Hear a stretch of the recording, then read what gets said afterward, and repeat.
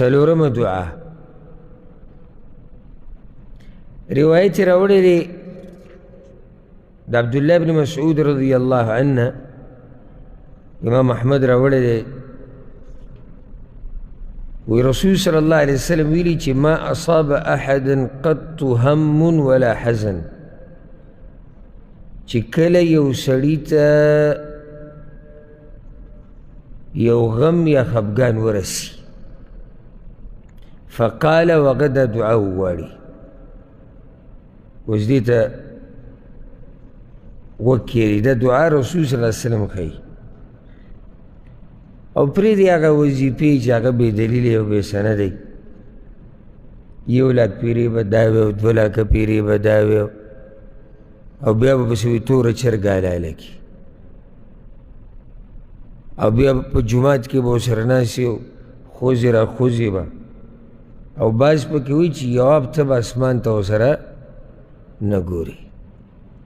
هله به وظیفه کار کوي بعض وایي په لختي به ورسره نه اوړي او بعض وایي چې دا به پخی چې کله کچه شي دا په دې د کوم ځای نه دا قیسې راویستې دي چې کله دې ته پکې دا شرطونه مرطونه کېښودو پوه شي چې دا سړی په تا باندې تجارت کوي او تا پورې مسخرې کوي مستند ذکر چې ته پې مطمئن یې لکه اوس دا حواله موجود ده حدیث صحیح دی او پیغمبر صلی الله علیه وسلم ویلي دي یا صحابي ویلي که مطمئن اوسه او نو سره پکې دا شرطونه شته چې اسمان ته مه ګوره او په لختي مه اوړه او توره چرګه حلاله کو 4 ورځې او په جومات کې ناست او په ګوټ کې او خوځېږي را خوځېږي به او نور څه کار به نه کوې یې پخه کو یې کچه کو دا قیسې پکې نشته چې چاته هم غم او خفګان ورسېدو او هغه دا دعا ووایي اللهم انی عبدک یا الله زه ستا بنده یم ابن عبدک او ستا د بنده زوی یم اوس ما ته دا پته نه شي زه به یو سوال وکړم تاسو نه خفه نه شي د کومو ملګرو سره چې کتابونه نه وي دوی دا دعاګانې څنګه یادوي بیان یو طریقه دا ده یو طریقه وي دا دی چې بیان نه اور خو دا یعنې زه بدګماني به نه کوم خو ډېر لږ به وي چې هغه به دا طریقه خپلوي چې دومره شوق یې دی چې بیا لاړ شي بیان واوري بیا واوري بیا واوري او دعا ته یادوي بارک الله فیک او دویمه طریقه دا ده چې کتاب په موبایل کې PDF کې صحیح شو دریمه طریقه دا چې کتاب تا سره مخامخ وي یو څلورمه طریقه چې هغې ته ستاسو ضرورت نه راپېښېږي هغه لیکل دي دا هم ډېره فایدهمنه طریقه ده چې سړی د دعا نوټ کې ولیکي یا وروسته بیان ولګي او د هغې نه بیا په ارام ولیکي نور خو زما ګمان نه راځي چې دا ټولې زباني یادېږي داسې که الله څه خاص دماغ در کړي که زه د خپل ځای نه یم زه خو د الله ډېر کمزوری بنده یم که یو نوي خبره راته داسې وکړي که نه او 1 ګنټه خبرې وکړي دا به نه چې 1 منټ خبره ده 2 دي 5 دي هغې سړي ته یادېږي 1 ګنټه خبرې په هغې کې 4-5 دعاګانې ذکر شي سره د تفصیله دا ټولې خبرې زما ذهن کې په یو پیر اورېدو سره نه کښېني تاسو هغه بادام ډېر خورئ او د بادامو کمال هغه جدا مسله ده خو دا راته ووایم ګوره دا دعاګانې چې تا نه ضایع کېږي ته لوی تاوان کې پروت یې لکه په دې خوشحالېږه مه یا ما داسې لطیفه مسخره ونه کړه چې یاره به موږ وخاندل خبره ختمه شو څومره لوی خیر تا نه روان دی بیا سبا هم دغې کس راشي یاره به شیخ صاحب ژوند کې برکت نشتی او دا مسلې او مشکلات او موږ په خپله کوشش نه کوو چې ژوند زموږ برکتي شي او وخت زموږ برکتي شي اولاد زموږ برکتي شي بدن زموږ برکتي شي موږ په خپله کوشش نه کوو او دا څومره منډه دا یاده کړئ دا څومره منډه چې د دنیا دپاره وو که نه که د دې لسمه برخه دي د الله د دین دپاره وواله نو ډېر څه به یې زده کړي. لسمه برخه راته وایم، لسمه دا کوم زور چې موږ دنیا له ورکوو او کومه منډه او تکلیف تېروو، که دغه لسمه برخه موږ د الله د دین دپاره دا تکلیف تېر کړو، موږ به ډېر څه یاد کړو، موږ به ډېر ترقي وکړو. اللهم انی عبدک ابن عبدک، یا الله زه ستا بندې ما او ستا د بنده زوی ما. ابن امتک، او ستا د وینځې بچی ما. دا تعارف دی ښه زما او ستا، خیال هم دی که نه؟ دا زمونږ څه دی؟ نو غټې غټې مه وایه، لنډ تعارف زما او ستا دا دی. بنده، د بنده زوی، د وینځې زوی. بس پلار زمونږ هغه د الله بنده و، پلار د هغه د الله بنده و، پلار د هغه د الله بنده و، او آخره کې آدم علیه السلام د الله بنده و، او آدم علیه السلام د خاورې نه پیدا و. نو چې کله هم داسې لږه زړه دې هوا خوړه و، غوښته چې داسې لږې ګټې ګټې ووې، نو دا خپل یو سلسله را یادوه، بنده د بنده زوی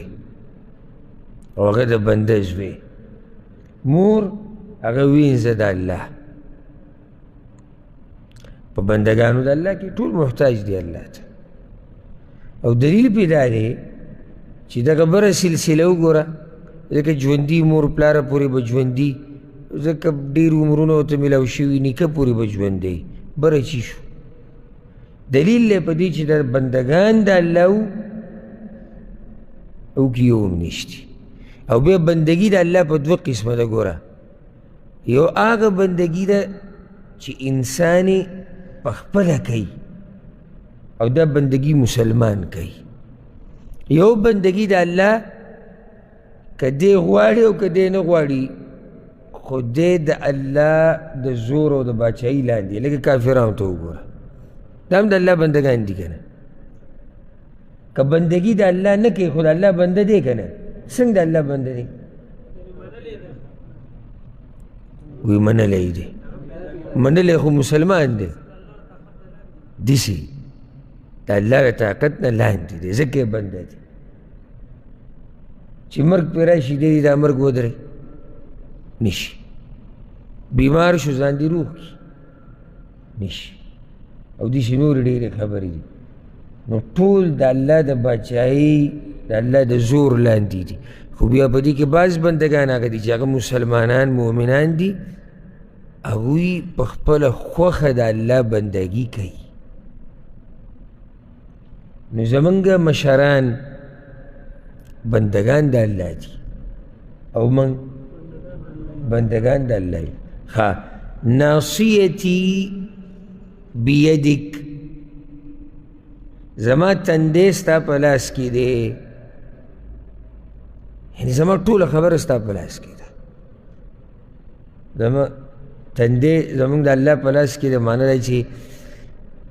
الله چې تقدیر کې څه لیکلي دي هغه موږ ته رارسي، او چې څو پورې الله نه یې غوښتلي نو زمونږ هغه غوښته نه غوښته هغه کار نه کوي. زما او ستا غوښته نه غوښته هله به کار کوي چې کله هغه د الله د مشیت سره برابر شي. یعنې زه دا غواړم چې سحر پلاني ځای ته لاړ شم، دا زه غواړم، خو دا به هله کېږي چې کله الله یې وغواړي. نو صحیح ده، زما او ستا اراده شتي، دا خو موږ ذکر کړي، زما او ستا اختیار هم شتي، خو زما او ستا اختیار او اراده محتاج دي د الله ارادې او اختیار ته. دا مطلب دی چې زما تندی ستا په لاس کې دی. ماض فی حکمک، ستا هر حکم په ما نافذ کېدو والا دی. یعنې ته چې زما په باره کې څه فیصله وکړي یا الله هغه کېږي، ځکه چې موږ کې دومره زور نشتی چې د الله فیصله ودرو نشته دا زور چا کې کوم یو سړی دا غواړي زه دې بیمار شو تاسو کوم یو غواړي او چې بیماري راشي بیا به ودرې یو سړی وایي زه نه غواړم چې دې ورځو کې مړ شم لا ځوان یم مرګ به ودرې غریبي نه غواړم او راله غریبي نشي بچ کېدی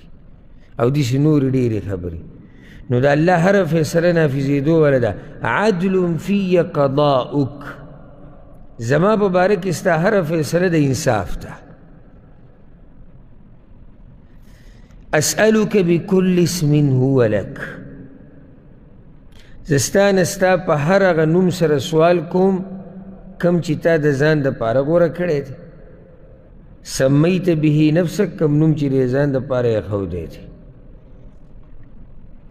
او علمته احدا من خلقک یا هغه نوم دی په خپلو مخلوقاتو کې چاته ښوولی دی او انزلته فی کتابک یا دی هغه نوم په خپلو کتابونو کې رالیږلی دی او استأثرت به فی علم الغیب عندک یا دی هغه نوم خپل هیچ چاته نه دی ښوولی په علم الغیب کې دی ساتلی دی معنی ده چې هر نوم باندې الله ته سوال شو ټول ذکر شو که هغه نوم یا الله وی تا د خپل ځان دپاره یې ښودی دی یا دې خپل مخلوق ته ښوولی دی یا دې په کتاب کې رالیږلی دی یا دې هیچ چاته نه دی ښوولی په غیبو کې دې ساتلی دی نو څه پاتې شو څه ځای پاتې شو نه ګوره دا دلیل دی په دې باندې چې د الله نومونه د یو کم سل نه زیات دي موږ په خپل ځای کې دا خبره ذکر کړې وه لکه وایي یا الله تا نه سوال کوم په هغه نوم چې تا په غیبو کې ځان سره ساتلی دی یعنې داسې نومونه د الله شتي چې الله موږ ته نه دي ښوولي نو د الله نومونه یو کم سل نه دي د الله خو بې شماره نومونه دي صرف دومره دی چې یو کم سل نومونه څوک یاد کړي ځان پرې پوه کړي اثر یې په ژوند کې ښکاره شي دی جنتي دی نو دا نه چې د الله صرف یو کم سل نومونه دي څه غواړي د الله نه ان تجعل القرآن ربیع قلبي سوال دا دی چې یا الله قرآن کریم زما د زړه پسرلی وګرځوه و نور صدری او زما د سینې دپاره رڼا وګرځوه و جلاء یا و جلاء حزنی و ذهاب همي او زما د مصیبتونو او غمونو د لرې کولو ذریعه وګرځوه خیر هم دی قرآن ته که نه یعنې دلته دی دا غم ختمول غواړي په قرآن سره یا الله قرآن زما د زړه پسرلی وګرځوه زما د سینې رڼایې وګرځوه او زما د غمونو د مصیبتونو د سوچونو د فکرونو د دردونو د تکلیفونو ختمونکی وګرځوه او دا په قرآن سره ختمیږي الا اذهب الله همه وحزنه چې چا دا دعا وي الله به دا د پیغمبر خبره زمانه ده ګورئ ښه الله به د دې سړي غم او مصیبت او خفګان ختمی و ابدله مکانه فرحا او د هغې په ځای به ورله خوشحالي ورکوي استاسو مرضي ده دعا یادوئ نه یادوئ استاسو مرضي زما کار بیانوئ خو دې ځای کې دې ته وګورئ چې یا الله قرآن زما د زړه پسرلی وګرځوه پسرلی به وګرځي چې هفته کې یو مخمه او تا نه وایو زه تاسو نه سوال کوم ځان له به جواب ورکړي تاسو هم دا غواړئ چې قرآن ستاسو د زړه پسرلی وګرځي که غواړئ بې سوال پسې دا دی څومره تلاوت کې ځان له جواب ورکړه او بیا د هغې په مقابله کې فیسبوک څومره ګورې ټیک ټاک څومره ګورې یوټیوب څومره ګورې ایمو واټساپ د ښځې سره خبرې د بچو سره خبرې ملګرو سره ګپ شپ پالتو میسیجې دا ته څومره کې او دغه کتاب چې ته غواړې ټولو تاسو ووایي ښه په زور سره چې موږ ټول غواړو چې قرآن زموږ د زړه پسرلی وګرځي قرآن د زړه پسرلی هله ګرځي چې سړی تلاوتونه کوي د هر چا ته نه نصیب کېږي. دلته مخکې دې جومات کې زمونږ یو عربی او مؤذن و، تاسو به اکثرو ملګرو نه یې لیدلی ځکه چې هغه مخکې ورځو کې و، ډېر وخت یې کېږي. مؤذن خو پوخ نه و، خو چې کله به د جومات ته مؤذن نه و نو هغه به اذان کو. سپین ږیری او یمنی و، اب همیشه د قرآن تلاوت کو. یعنی زه د قیامت په ورځ به د الله په مخکې دا ګواهي کوم چې دی ما په بل حال نه دی ایږدی، یا تلاوت و یا به دلته لمونځ کو چې لمانځه ټیم و. همیشه به د هغه سره قرآن لاس کو، همیشه به د هغه سره قرآن لاس کو. نو یو ورځ هغه جومات ته راغی او مؤذن نه و راغلی، نو جومات بند و. چې زه رالم نو هغه د دروازې سره ناست و بهر او قرآن یې ویلګیا و، په دې وچه ځمکه ناست و قرآن یې. نو چې ما به سلام واچو نو مسکی شو، ما جومات بند دی. د دې مسکا سره بلکل دا خبره زما ذهن ته راغله چې دا قرآن د ده د زړه په سرلی دی. دی دومره خوشحاله دی، د ده سره دا سوچ نیسي چې زه په وچه ځمکه ناست یم، زه بوډا یم، زما په ملا درلی. د زړه پریشاني کړې وه، د زړه مسله ورته وه، د سابندۍ مسله ورته وه. بیا وفات شروع چې که الله رب العزت دې وبخي، الله دې قرآن د هغه سفارش کوونکی وګرځي. دا هغه خلک دي چې د قرآن سره ژوند تېروي، دا هغه خلک دي چې قرآن د هغه د زړه په سرلی. یعنی د موته که کینو په دې ځوانۍ کې که نه په وچه ځمکه، نو مونږ لږ خوځې را خوځو چې یاره د ملاو سره لږ دړ هم کوي، او بل کیدای شي دا ځمکه یا خو ډېره ګرمه ده یا یخه ده، او ما ته لږ مسله هم ده، او بل دا چې لږ پلانې کار مې هم دی او پلانې او زر خبرې به زموږ زړه ته راځي. ستاسو څه خیال دی؟ دې بوډا ته به څه تکلیف نه و؟ خو د دې قرآن هغه خوند د ده نه هر څه هېر کړي. دې ته وایي چې کله قرآن د زړه په سرلی وګرځي، په اورېدو کې هم خوند، په تلاوت کولو کې هم خوند، په تفسیر کې هم خوند، په ترجمه کې هم خوند، او په عمل کولو کې هم خوند. خو د افسوس خبره ده موږ ډېر لرې پاتې شوي د قرآن نه، دا حقیقت دی. موږ د قرآن نه ډېر لرې پاتې شوي. الا بلا گردن ته چا؟ د مولا. موږ ټوله ټیکه ورکړې ده. دا د پښتنو عادت دی، هر څه مولی. او مولوي صاحب هم د ظالم زوی غږ نه کوي، هغه وایي که چا ته څه وکړو مولا شو زما د ځای ونیسي،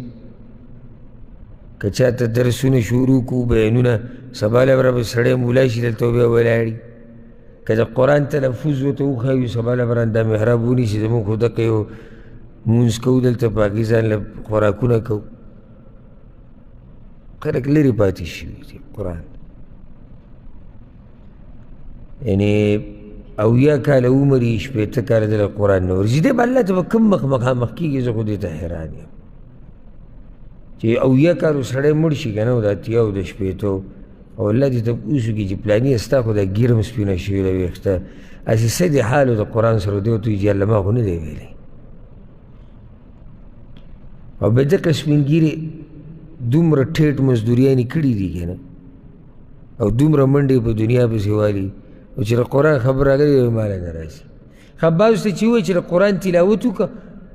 خفه کېږي به نه که زما د ټکي سخي خدای نصیحت په تور وي. ته به وایي چې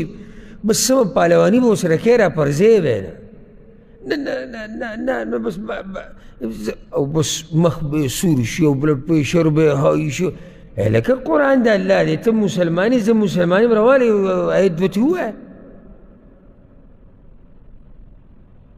او چې کله مزدورۍ خبر راشي ګورو په مزدورۍ کې وایي شرم نه وي او قرآن ویلو کې او دیندارۍ کې دی نه دی عادت. دی غریب چې د دیندارۍ سره ژوند نه دی تېر کړی، دی د قرآن سره ژوند نه دی تېر کړی. لاړ شي جومات ته او خبر هم نه دی چې مولوي صاحب څه وایي څه نه وایي امام کوم ځای کې یو کوم ځای کې ورته ډزه ډزه ډزه ډزه او بیا منډه دی به تاله تلاوت وکړي دی به یو دوه خبرې د دین وکړي لرې پاتې شي نو د قرآن سره په زړه باندې پسرلی راځي او چې پوهېږي پرې الله اکبر تاسو سرچ وکړئ یو ویډیو ده د داسې شیانو باره کې سرچ کوئ نو فایده به در کوي یو عربی جومات کې ناست دی یوازې سپین ږیری دی او چې د چا دې پټه ویډیو کړې وي جومات د دروازې کې ولاړ دی د نه ویډیو کړې او هغه د ستنې سره چې ډډه لګولې یې ناست دی جومات ټول خالي دی او د دې یو ټکي سره دومره جاړي که نه دومره او د قرآن یې داسې نیولی دی لکه هسې مثال اوس لګیا دی